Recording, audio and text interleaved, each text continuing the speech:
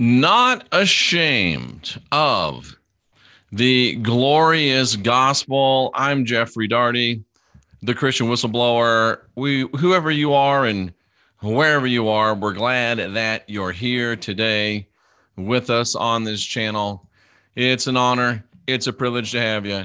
It really is, and we're glad to see you. And today we're going to talk about, I think, a monumental subject. I mean, it's going to be, I don't know if there's any bigger subjects than this. And I mean, it's just amazing stuff. Monday, Laura Eisenhower. On Tuesday, I always say the wrong name, but I think it's Tony Sayer is going to be here. Great, great shows. Tomorrow morning, I believe we're going to have the return of Not the Normal Sunday Show. Wayne's been doing some traveling, taking care of some business. And today we've got something, wow, that it's just going to be amazing to you. And it might be hard to listen to. It might be uncomfortable to listen to. But once you do, if you can make yourself get through this, and if you can find people that are of the Christian persuasion and have them get through this, man, it would just change things. And, you know, we are supposed to be, and I think most of us are, people that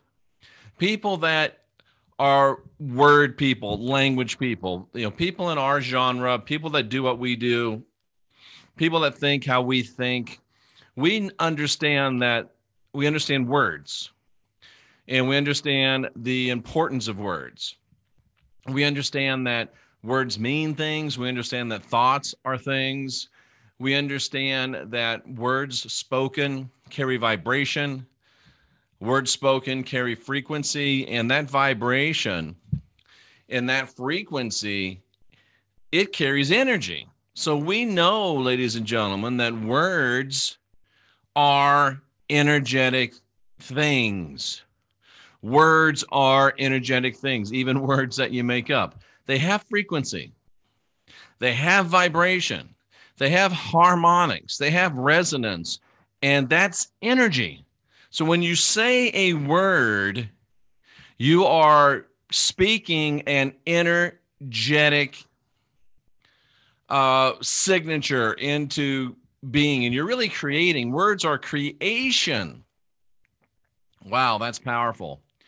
And if you think about a word in those terms, then you have to understand that where a word is created, how a word is created, a word like that's created in a certain context, a word that has an original meaning, you really can't ever divorce it from that meaning.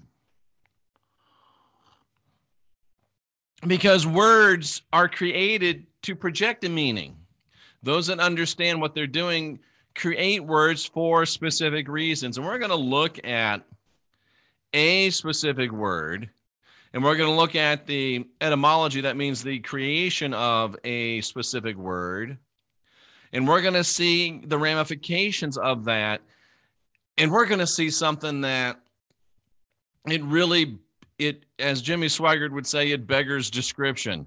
I cannot even believe it. I cannot even understand it. And I don't know how it could go so long unknown. I really don't. But we're talking about the word gospel. And the word gospel is essential to a couple billion, 3 billion people. 3 billion people, you ask them, do you believe the gospel? Oh, yes, I believe the gospel. Would you die for the gospel? Oh, yes, I would die for the gospel. I'm just suggesting that before you say you believe something, before you say you die for something, and certainly before you say you'd kill for something, before you stake your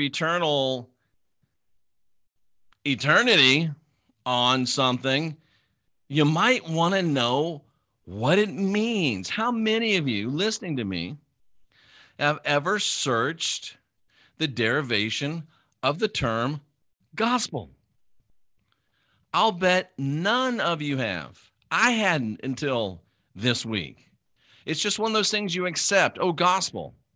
We know what gospel means. We've been taught ever since we could hear what gospel means.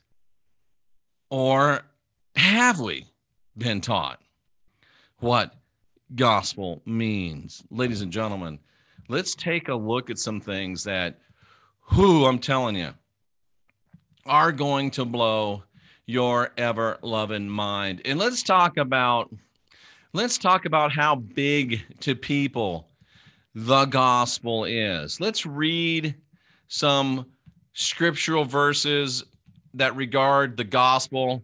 And I just want you to understand, you're here visiting. I understand how important this is to you, this gospel. If you're a person that used to be a Christian, if you're a person that never wanted to be, never is, we need to understand what this word gospel means to people, and it means to our society, because it is, whether we like it or not, the dominating religious, social, political, and even governmental and monetary force in our world, the people that believe gospel. Now, the first one I want to read to you, and I'm just going to read these real quickly. You can look them up. I'm not going to show them all to you. I have a lot to show you today, but this is not it. 1 Timothy 1:11, a lot of ones that caught my attention. According to the glorious gospel. You see, folks, the gospel's not just gospel to people. It's the glorious gospel. The glorious gospel of the blessed God, Paul says in 1 Timothy 1:11. The glorious gospel of the blessed God. We'd live for it. We'd die for it. Some, if you asked them and they answered honestly, would kill for it. They'd do anything for it. They're staking their eternity on it. The glorious gospel of the blessed God. The glorious gospel.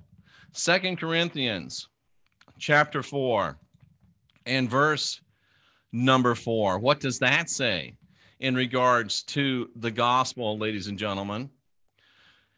In whom the God of this world has blinded the minds of them which believe not, lest the light of, here it is again, the glorious gospel of Christ, who is the image of God, should shine unto them. Not just the gospel. We're talking about a gospel that they call glorious. Mark chapter 1, verse number 15. The time is fulfilled. The kingdom of God is at hand. Repent and believe the gospel. The gospel is at the very center of everything, ladies and gentlemen. That is the Christian religion. Paul, Romans chapter 10, if you've ever been saved, you've said these words, you've heard this verse quoted, Romans chapter 10, verses 9 and 10, but I also want to read you Romans chapter 1, verse number 16, for I am not ashamed of the gospel. I'm not ashamed of the gospel. Listen to this. It's the power of God unto salvation to everyone that believes. Think about that. This thing, the gospel, people believe it is the power of God unto salvation. So if the gospel isn't what you think it is, if the gospel could be proven to be not to be what you think it be, then your salvation would not be what you think it was. And it really wouldn't be a salvation at all, because your salvation, according to Paul, the power, the gospel of Christ is the power of God unto salvation. So if the gospel itself can be called into question, then what, ladies and gentlemen, are you left standing on? Let's remember that verse. I'm not ashamed of the gospel. It's the power of God unto salvation. 1 Corinthians chapter 1, verse 17 now. For Christ did not send me to baptize, said Paul, but to preach the gospel. Not only with wisdom of words, lest the cross of Christ should be made of none effect. So without the gospel, the cross of Christ is of no effect. And more correctly stated, without the gospel being what you understand it to be, the cross of Christ is made of none effect. Romans 1:16 was so important. I said it twice. I wrote it twice here in my notes. And then look at this one, Matthew 24, verse number 14, ladies and gentlemen. The gospel will be preached into all the world for a witness unto all nations, and then shall the end come. Now, I showed you in Romans chapter 8 how Paul said that by AD 70, the time of Matthew 24, I've proven that to you. The gospel, the word of faith, had gone into all the earth. But yet, here is something else that I didn't notice until I noticed. I didn't know until I knew. The gospel of the kingdom had been preached into all the world for a witness unto all nations by AD 70, and then the end did come. Let's talk about exactly what the gospel is. Exactly what the gospel is. I want to share this screen with you so you can see this. It's not the most pretty. It's my notes, but I think it's important for you to see it written out because, ladies and gentlemen, I'm reading from Easton's Bible Dictionary, and I think it's important for you to see it, and I think you'll understand once you do. And I hope you don't see anything else that's I don't want you to see, but we don't have anything like that up there anyway. But look at this. Easton's Bible Dictionary. A couple of interesting things, especially talking about us knowing what words do, knowing what words mean, knowing what words are. So this gives us some more really interesting things to look at. I'm going to see if I can't make this. I just made it go haywire. See if I can't make it a little bit bigger. Whoops. Should have left well enough alone. Yep, should have left well enough alone. That's okay. Maybe if we open this up a little bit, I think I got more room. Okay, look at this. Anglo-Saxon origin. We'll get to that. But the original meaning of the word gospel, ladies and gentlemen, was God's spell. Not according to the witches, not according to the bitches, not according to people like me, but according to Easton's Bible Dictionary. The first basic meaning of gospel was God's spell. But I thought that we don't do magic if we're Christians. I thought that the New Testament forbids magic. And if we're doing spells, what are we doing if not magic? And if the gospel itself is a God spell, if you're a Christian, or if you're a fake Christian, Christian light, anywhere in between, what say you to a word that really means God, God's spell? And are you under God's spell? And what does a God need with a spell? Let's look some more. We could stop right there and have our minds blown, but look at the rest of this. The first element of the Old English word God's spell had a long O, like in go spell. It used to be God spell. Then it became go spell. And there's a real clue here. And I don't know how many of you have seen the real clue. God spell, go spell. And what do you do when you go and preach the gospel? Think about this. Preach the gospel to every creature. Go drop the God spell on every creature. Not just men, not just women, but all creatures. Let all creatures come under the God spell. Go spell so that all creatures come under the God spell. But it didn't stay that way because it became what? And again, this is Easton's Bible Dictionary. There became a mistaken association of the word gospel with God. Think of what I just said. Think of what you just heard. Think of what Easton's Bible dictionary is admitting to you that we went from gospel to gospel because of a mistaken association with God. The word in its original intention had nothing to do with God, the God of the Bible. Had nothing to do with the God story. Had nothing to do with the history of Christ. It was a mistaken association that brought this word gospel into association with Christ, into association with the God story, into association with God. It was a mistaken association. That tells us a couple things. Fascinating things. That the word existed before Christ did, that the word existed before the God story did, the word existed before the church did. But I thought the church invented the gospel. How can you have a gospel before you have a Savior? How can you have a gospel before you have a church? But right from Easton's Bible dictionary itself, we have admission. Forget that it's a spell. Forget that it's a God spell. Forget that we're told to go spell. The gospel, the central thing of who and what you are as a Christian, the gospel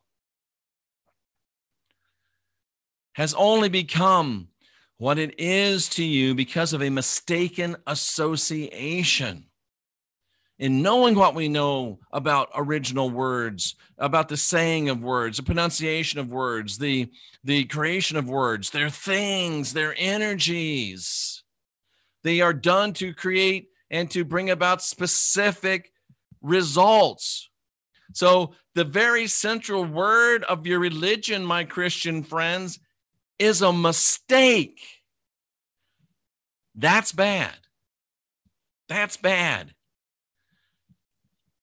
Let's find out how bad it is. Let's find out how bad it is.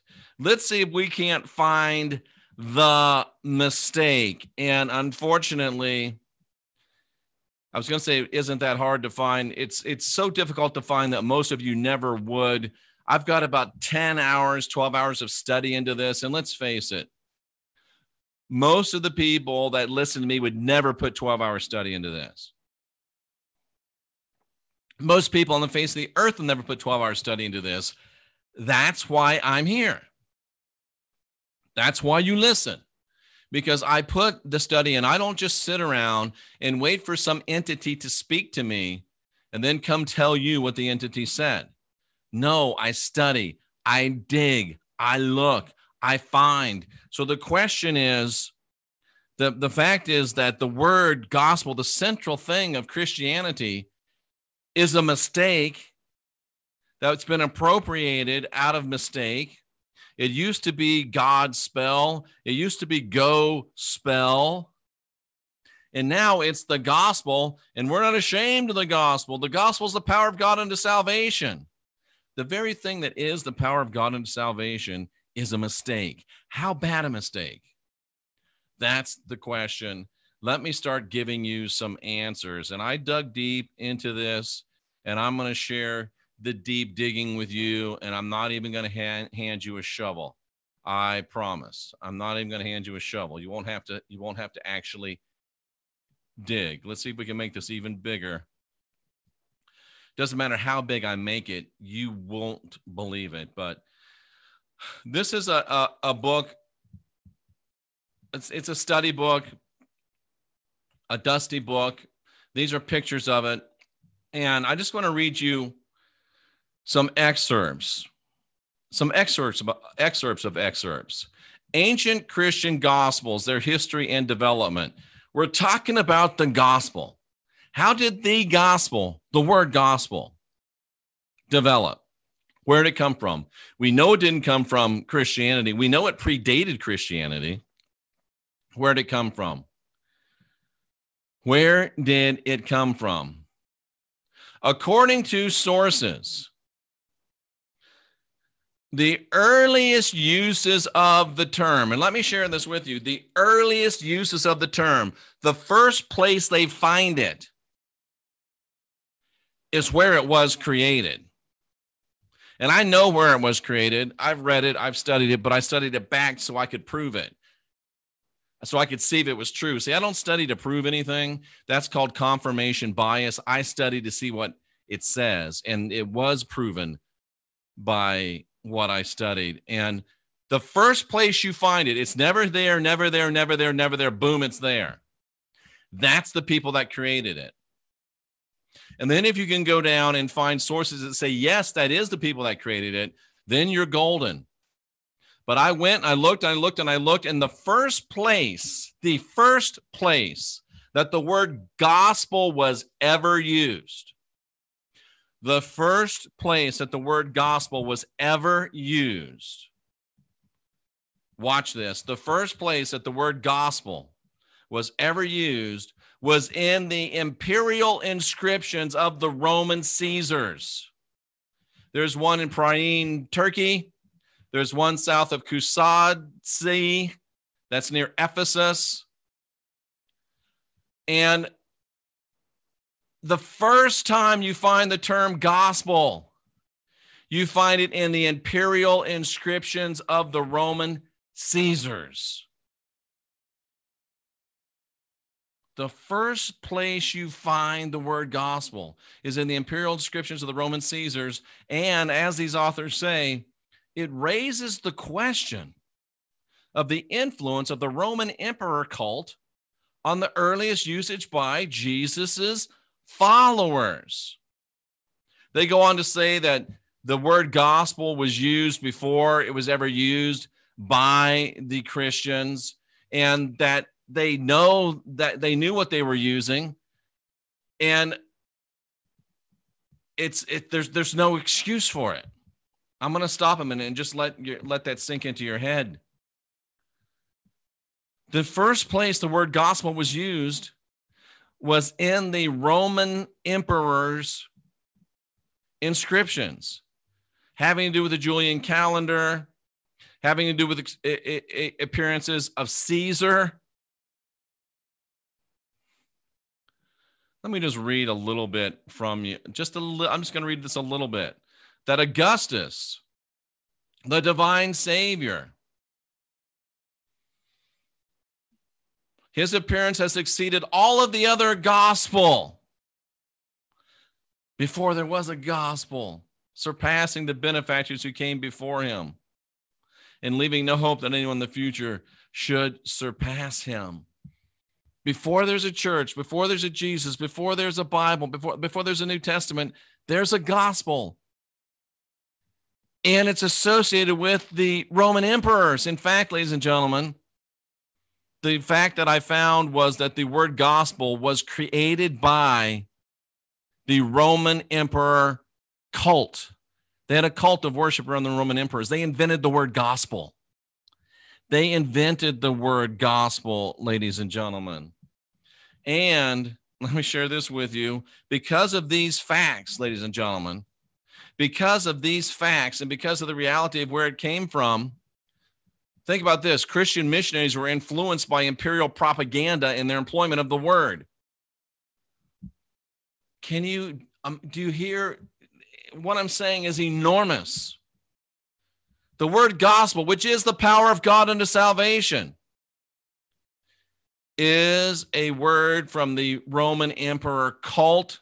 Not only has it influenced Christian missionaries, it's influenced everything Christian. And in one of the most staggering understatements of all time, most scholars are very hesitant to see the connection of the early Christian use and the employment of the term in imperial propaganda.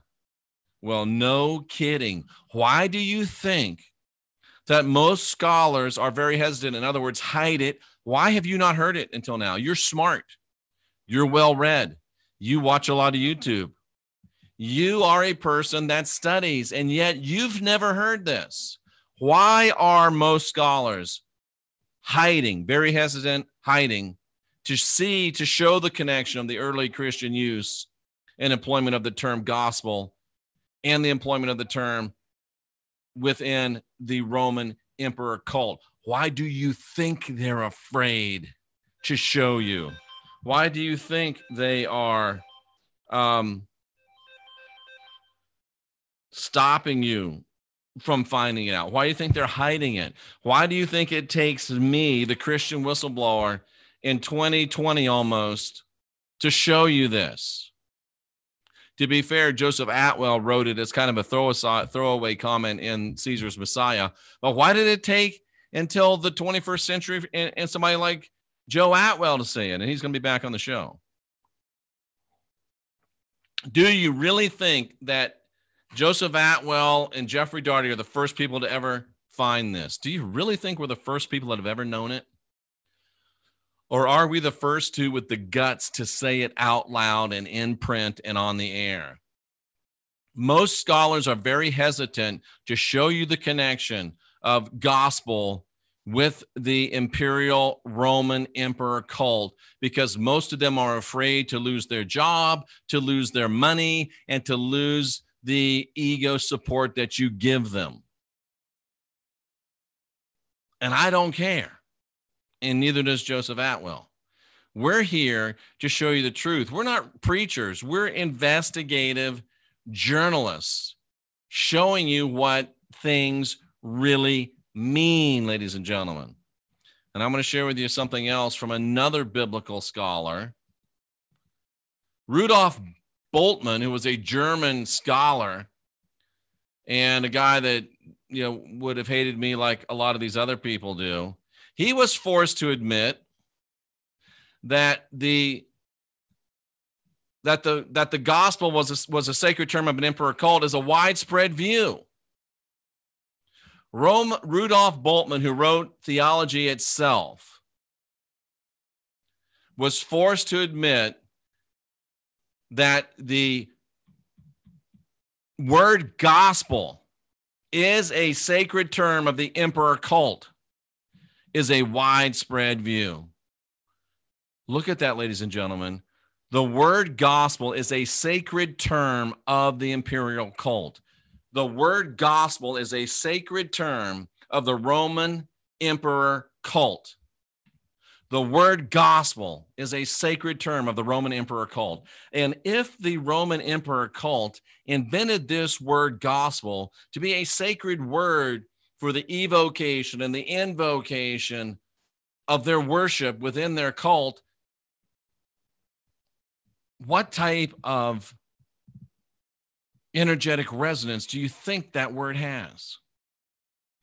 What type of energetic manifestation do you think that word produces? What type of energetic frequency do you think that word produces? What do you think is invoked and evoked by use of the word that was a sacred term invented by and had the exclusive use of for some 100 years at least, as far as I can find, of the Roman emperor's cult?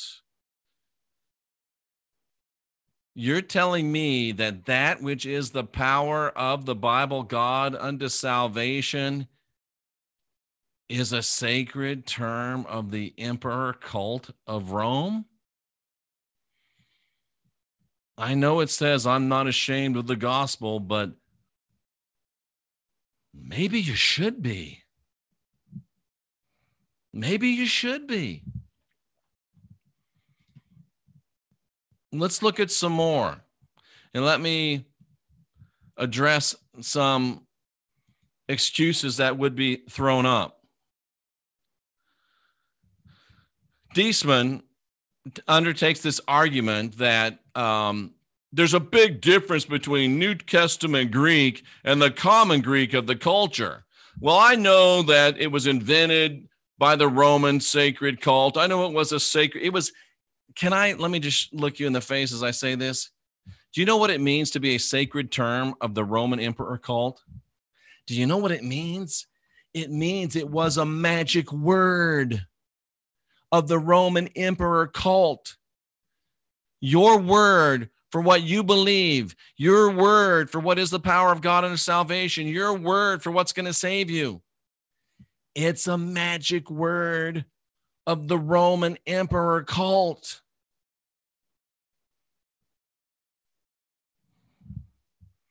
But there's a big difference between that Greek and the Greek in the Bible. There's a big difference. Linguistic scholars that don't have a dog in the race. You don't even understand what a language lexicographer is.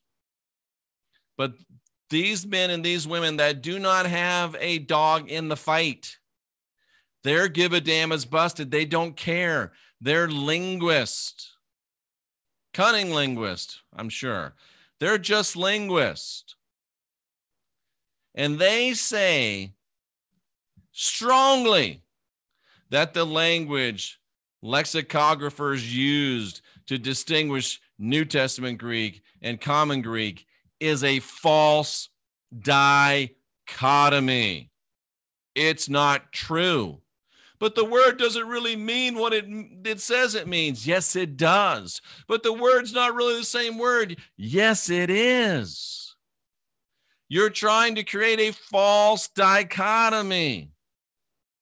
Actually, the false dichotomy has already been created. You're trying to perpetuate it.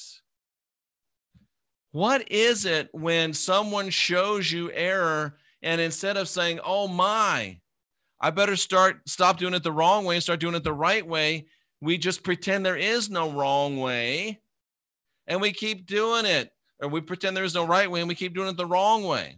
And we think if all we do is the wrong way, that's the only way there'll be. No, you're still wrong.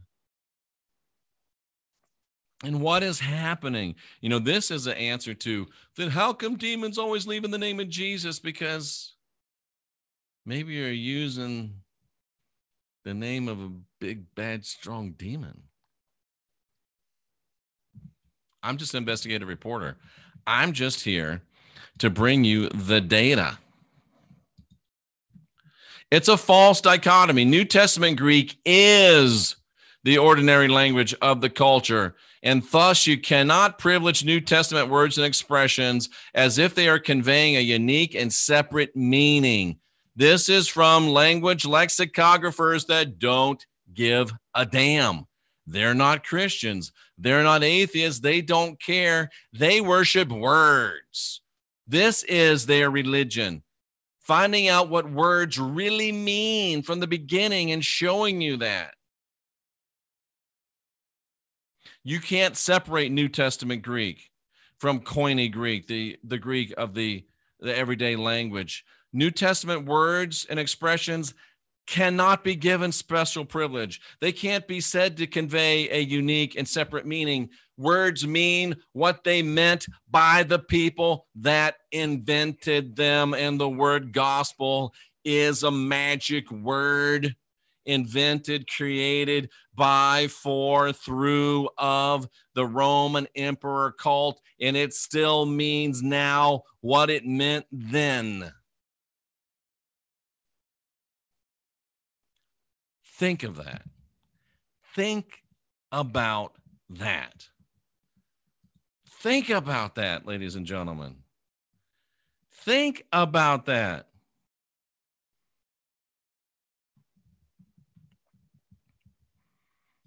Think about that.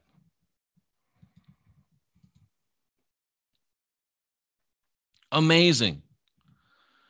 Amazing.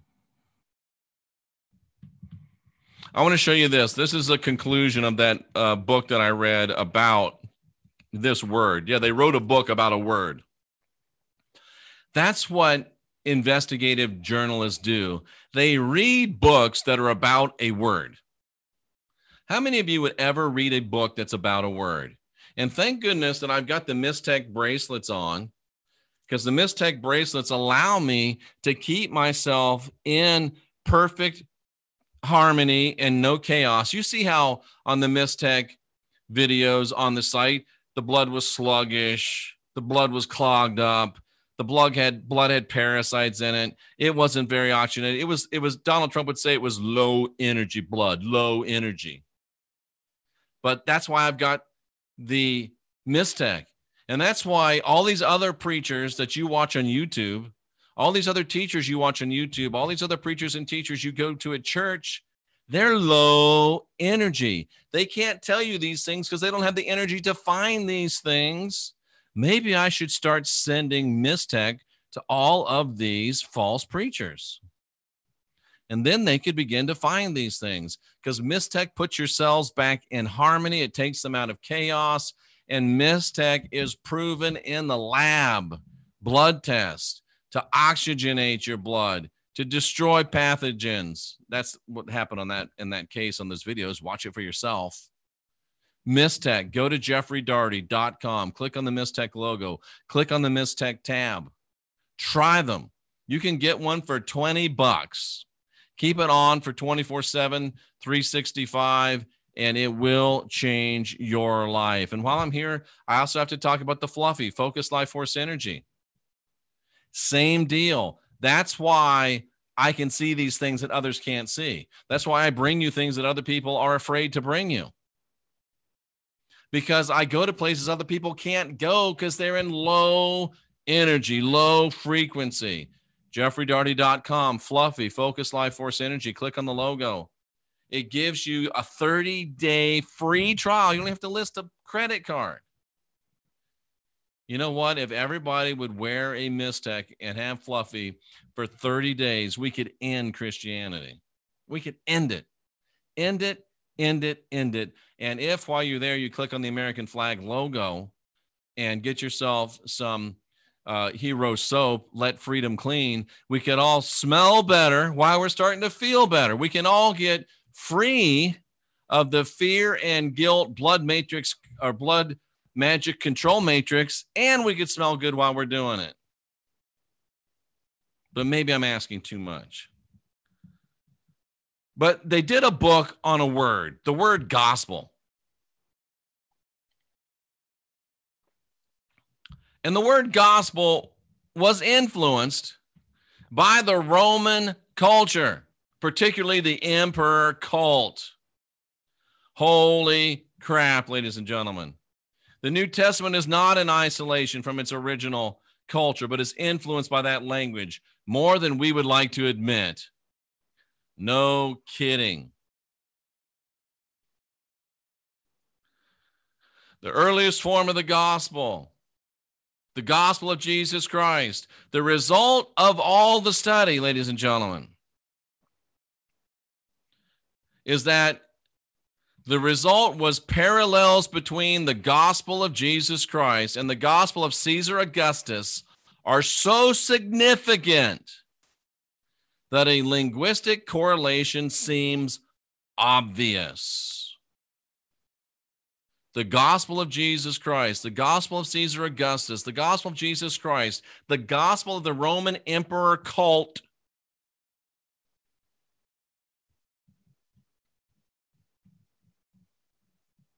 the parallels between them linguistically, words mean things, is obvious.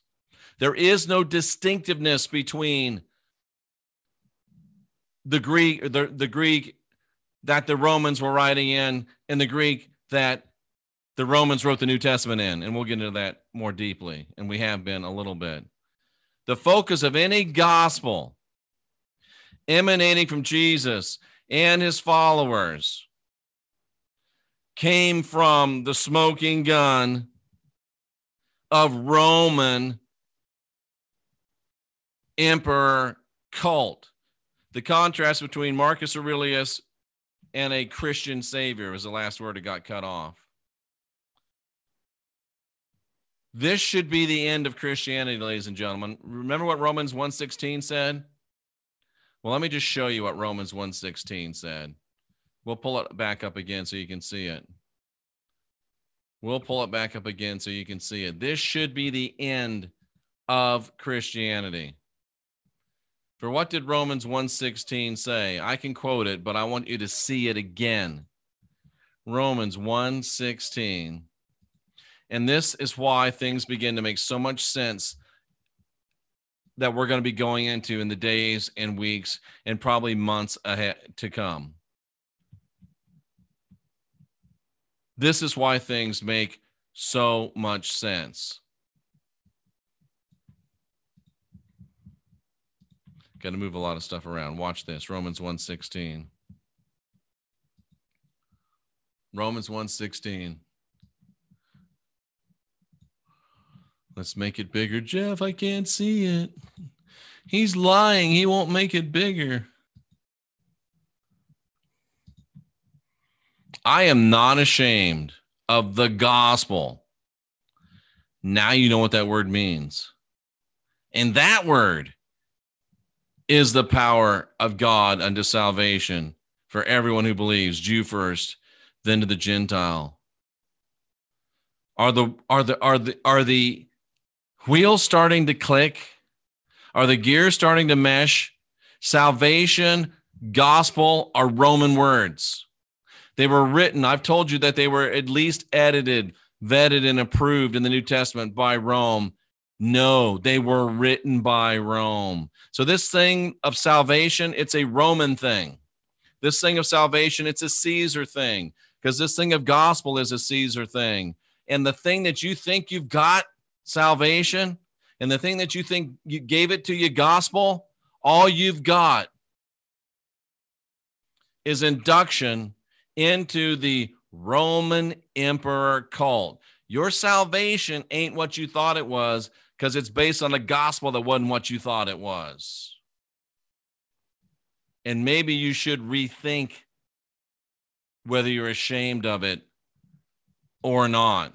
This should be the end of Christianity, ladies and gentlemen, as we look at my notes.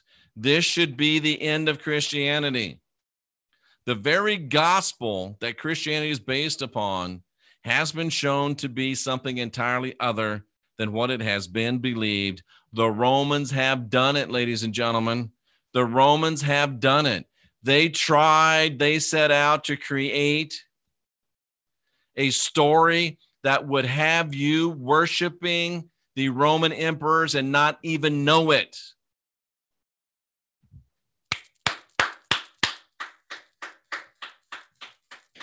Bravo, Rome. Bravo. Well done. We have been had. They have beaten us. Wow. Sometimes you just got to take your hat off and say, man, you really beat us. Rome handed us our proverbial hindquarters, ladies and gentlemen. They started off with the New Testament to invent a religion that would have people that would not worship them worshiping them. And guess what? Here we are in 2019 doing it. Bravo, Rome. Bravo, Rome. And now the question becomes, now that you know, what will you do? Now that you know, what will you do? Wow. Let's go back to the beginning of the chat, as far back as I can go at least, and I will address your questions and answers. Rusty Shackelford, nice to see you. Ooh, wow. I'm still blown away by this, and it just makes everything make sense. And what we're going to talk about in the days and weeks and months to come, it's just amazing stuff. It's amazing stuff.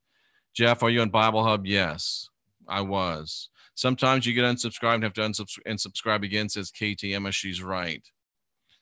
Crystal never understood the concept of being saved. Join that club too. Tariel Bruce's heart keeps stopping. I know. It's amazing stuff, ladies and gentlemen. Have I heard anything Opexe says about 12/21/2019? It's just another prediction. My friend Pexi, how many times do these predictions have to come and go and fail for us to stop even wasting time listening to them? That's my question. It's exciting to know it and see it, says TT. Yes, absolutely. Absolutely. A Runaway Train says crucifix imagery wasn't even invented till around the 5th century. I don't know that, but I can believe it. And if I looked it up, I would probably find that it is true. Nancy says, holy crap, in plain sight.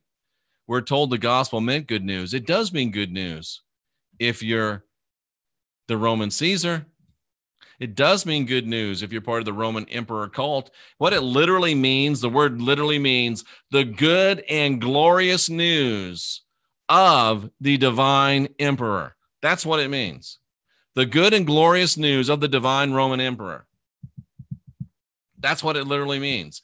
Leldon says it is black magic. Of course it is. And as you know that, then things fall into place. Like Kingus says, eating flesh and drinking blood is obviously dark blood magic. Of course it is. That's why I now talk about the fear and guilt, blood magic control matrix. It's going to take me a while. The fear and guilt blood magic control matrix. Wow. Wow. How about those that are a special kind of special, asked Matthew. Yeah, I know, man. I know. Gospel gossip took over the world for a spell, says Joyce Marie. That was strung together very, very well. Wow. This is funny. That's why I like you guys. Cautious Observer says, God may be good with spells, but not so good with a checkbook. God's always broke, always needs money. Can I just make one change to that? The God of the Bible's always broke. And do you ever notice the people that are preaching his gospel, they're always broke too. Oh, we only can survive with your help. I find it very, very interesting, ladies and gentlemen. Very, very interesting. Let's see what else we got here. It's a musical.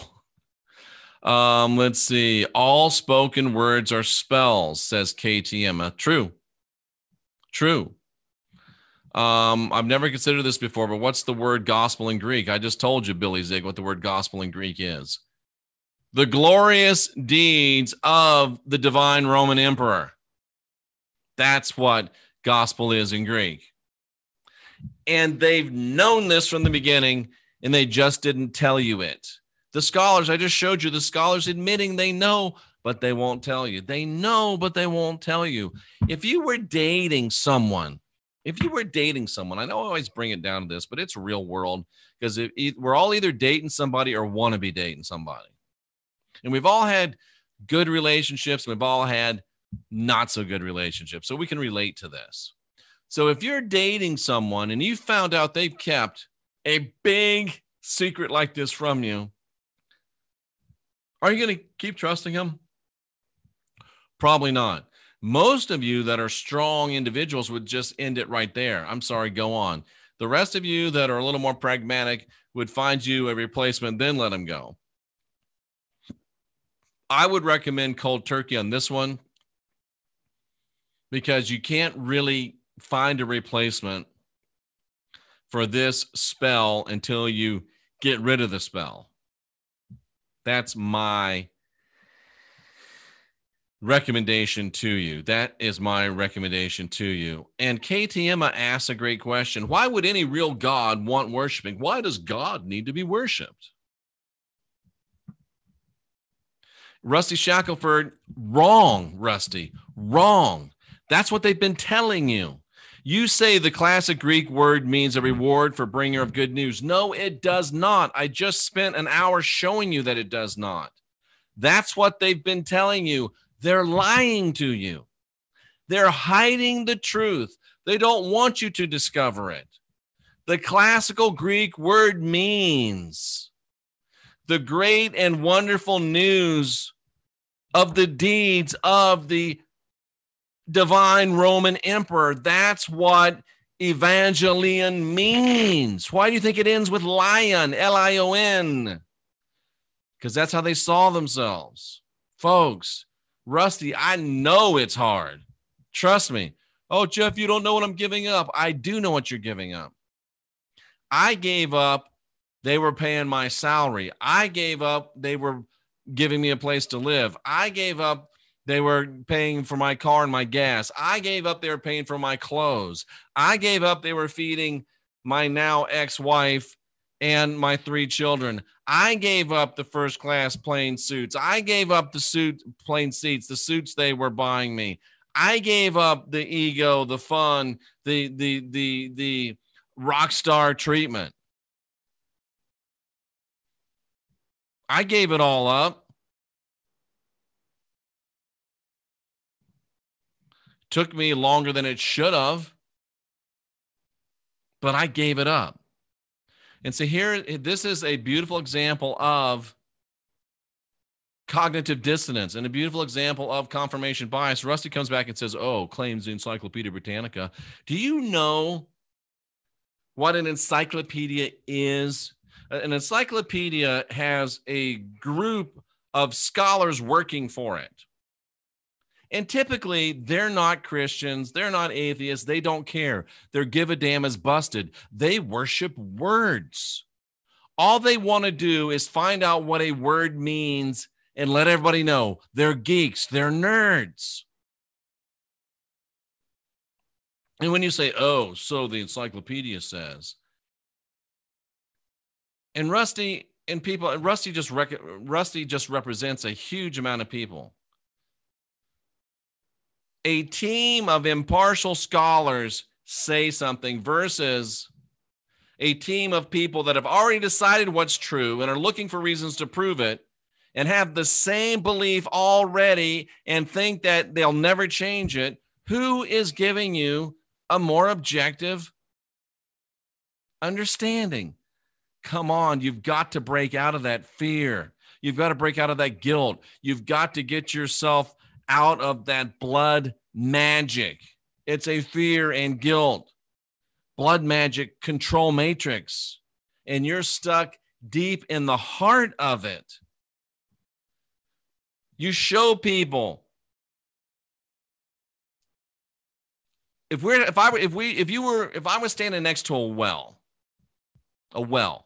and you walked up to it, and I handed you a piece of paper from a team of scientists that had done studies on this well and found it to be poisoned. But there was a preacher standing over there on the other side of the well that said, oh, no, it's fine. Go ahead and drink it. Would you? Would you? I've got a team of scientists that tested this well. It's poison. If you drink it, it'll kill you. Reverend over there says, don't worry about it. Drink it. It's good for you. I blessed it. I said a prayer. Would you drink it? I'll bet you wouldn't. I'll bet you wouldn't. You're smarter than that. You're smarter than that. You're smarter than that. Oh, boy. Always bringing the punch, Jeff, says Cindy B. Thank you. Chuck me in the shallow water before I get too deep. Too late, cereal dog. Too late, cereal dog. Crystal says, thank you for this information. No need to thank me, Crystal. It's just what I do. It's just what I do. Here's something interesting from Legia JLT. Yahweh put Adam to sleep, and since then humanity has been under this God's spell or trance. Very, very interesting. That is worth pondering. That's interesting. That's very, very interesting. I like that. I like that. Our hearts don't lie because old school religion says some murder in jail confesses sins. He's automatically going to heaven. No. I hear you, KT, Emma. I hear you. Crystal says that her high school Latin, they had to translate a lot of Roman stories into English, and this makes so much more sense to her now. Of course. Of course. Of course. Let's see. What else? Do good things even when somebody's not looking. That's a nice admonition. Let's see what else we got here. I've come to respect Cynthia's wisdom. Yeah, that happens. That happens. You just think she's a cute, pretty little thing, but no, there's a lot more there. There's a lot more there. Let's see what else we got. This is really good. This is what we got. This is good. Let's see. Nancy says she is upset at the deception. And the Pope knows. It's not just the Pope that knows, ladies and gentlemen. The guy that you watch on YouTube talking about the gospel, he knows. The girl that you watch on YouTube talking about salvation, she knows. The one that stands up in front of the church you go to, they know. The one that swings the smoke in your cathedral, he knows. The guy that reads Torah in your temple knows. They know. The difference is that before you started listening to me, you didn't know. And now you do. And the question becomes, what will you do with this information that you now know that you didn't know before? What will you do? What will you do? Will you continue to drink from the well that you know is poisoned because the guy in a dress says it's okay? Or will you stop poisoning yourself? And will you start drinking from a real well that can nourish and grow and help you? Kelly says, every time I listen to you, Jeff, I get the chills. I also get a little pissed off. Not at you, but at the fact that I believe this crap and my parents still believe it. And sometimes, Kelly, let's be honest, you get pissed off at me because I can be a jerk, but I'm endeavoring to turn over a new leaf. Here's what I decided last night, and this is interesting. When I go on Coast to Coast or other shows, I am so very polite. I'm so very nice. I know these people are tuning into a radio show. They've been nice enough to ask me to come on a radio show. And I'm very polite, even though people are still people. And I realized that today, I should treat you exactly the same way. You have given me the honor of coming onto this channel. You have given me the honor of listening. And even though you act a fool in the chat room, there's people that act a fool on Coast to Coast too, and I don't call them out. I just let it go. So I'm learning and I'm growing, and we're going to treat the Christian Whistleblower just like it's Coast to Coast, because it will be that big soon enough. So we need to act as if, so I'm acting as if. So apologies, and I'm trying and I'm growing, hopefully by leaps and bounds, ladies and gentlemen. Why do almost religions people talk about possession? That's not really what we're here for. See, and here again, Rusty, I don't know if you actually watched the video or not, because Rusty says the same word can have different meanings depending upon the culture. I covered that. Because that's the first thing. Oh, but it didn't mean that to them. It means exactly the same thing in New Testament Koine Greek as it did in the Greek that the Roman cult invented the word in. It is the same word. Are you comfortable, Rusty, with a are you comfortable, Rusty, with a magic word from the Roman emperor cult being the power of your God unto salvation? Are you comfortable trusting your eternity to people that told you about a word that isn't what they said it was? And if they'll lie to you about that, what else will they lie to you about? You're back in your relationship again. She's pretty. She cooks good. She's good in the bedroom as she is in the kitchen. She tells you a little lie. Oh, I'm going to see my mom. And really, she went to see her uncle. I'm going to go see my mom. Really, she went to see her aunt. Little lie, doesn't really matter. you probably let that one go. At some point, you'll talk about it. But if she tells you that she went to see her mother and she actually went and saw the neighbor from next door that's a bodybuilder and looks like Brad Pitt and is always hitting on her, you might not be so quick to dismiss that one. You might want to find a little bit more about her, and you might already know all you need to know. And ladies, you can turn that around and make it appropriate for you. How much lying to you does someone have to do before you decide you can't trust them anymore? How much lying does a religion have to do to you before you decide you can't trust it anymore? How much lying does a preacher or a God have to do to you before you decide you're cute, you're good, but you're lying to me and I can't take it anymore? It's up to you. Only you can answer that question, ladies and gentlemen. Only you can answer that question. Ooh, Tracy Dyer, this is so good. This is the answer, Tracy Dyer. This is why I love this chat room. Tracy Dyer, moderator extraordinaire. I've asked her at least 50 times to come on the channel. She's not ready yet.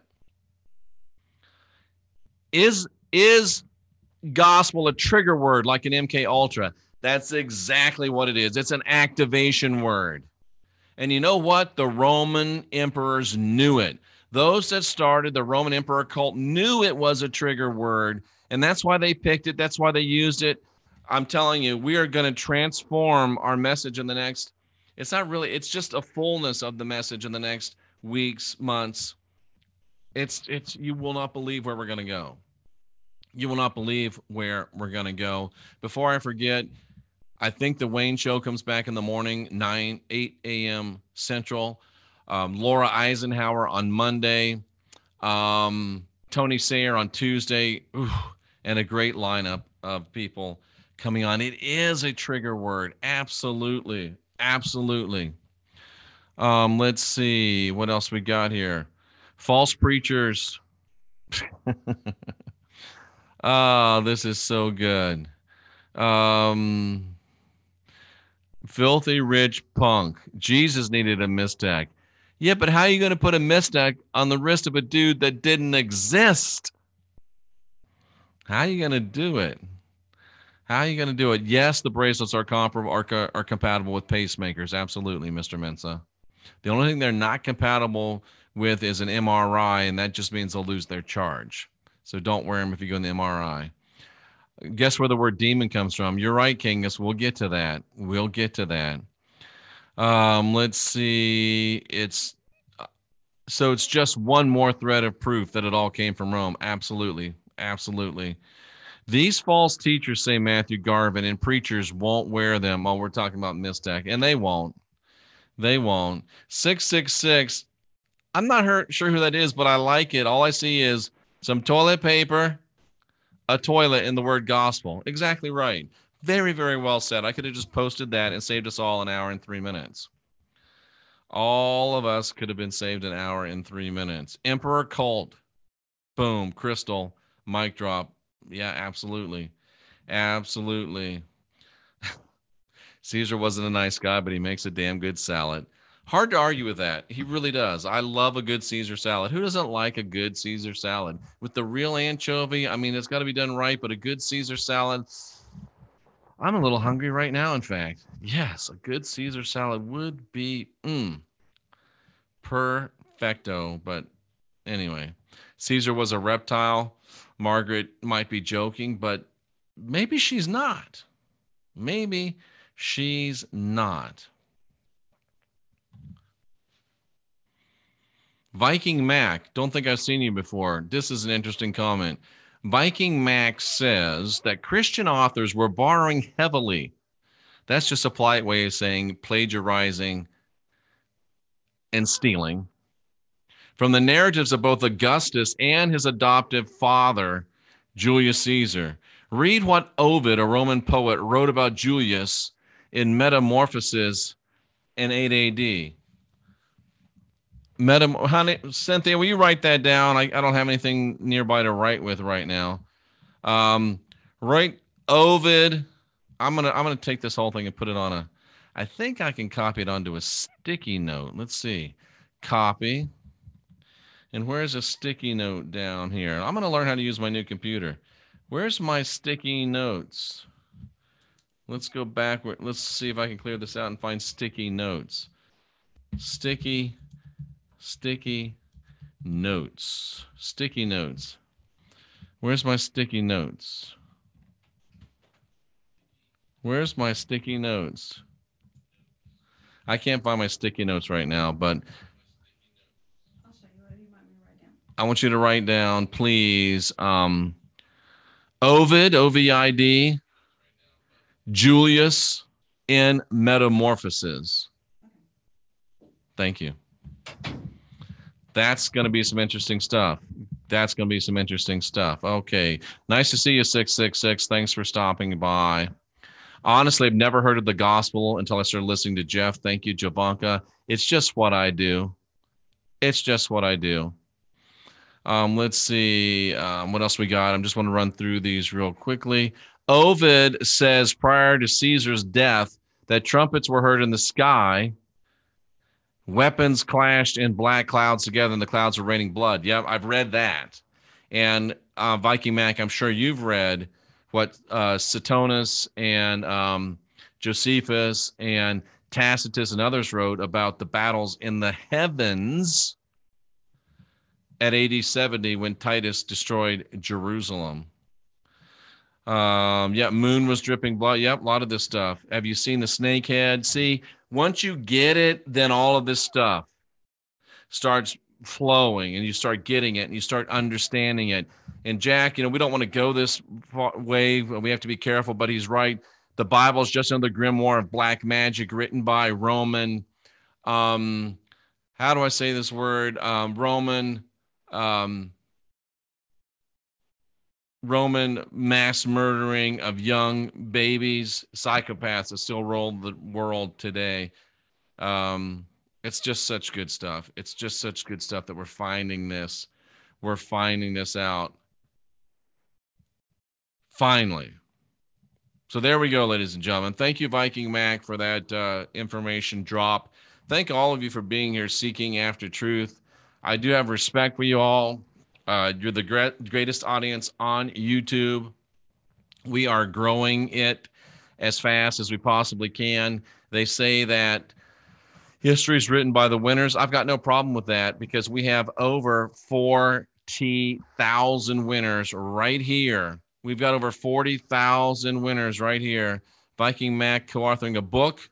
I'd love to give you more info to add to your repertoire for your shows. Please contact me. Send it to Gotham, like in Batman, LTD at gmail.com. And maybe we have you on the show to talk about this, Viking Mac. We're always here to try to get the information out. So I know that there's over 40,000 winners right here, and we can win today. And we can write, ladies and gentlemen, a better tomorrow. I'm convinced of it.